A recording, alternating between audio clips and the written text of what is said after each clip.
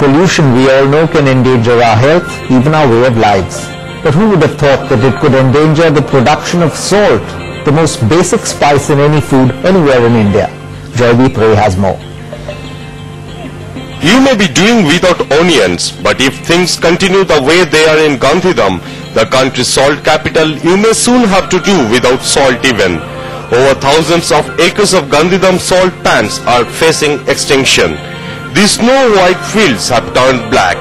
The pollution from nearby factories has brought production to a standstill.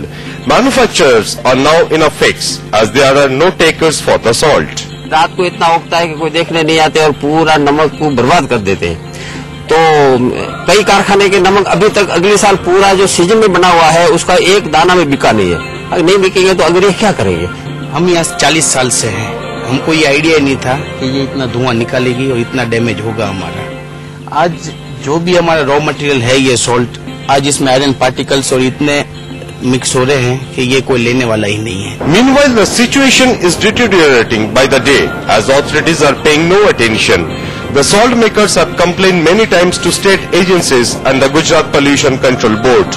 Gandhidham produces 71% of country's salt.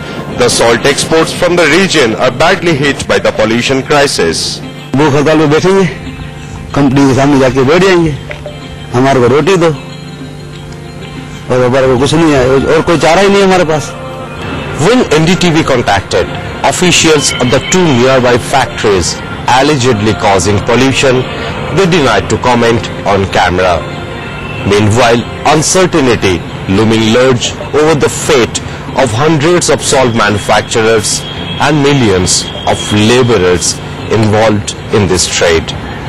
With cameraman Pranab Joshi in Gandhidham, Joydeep Ray for NDTV.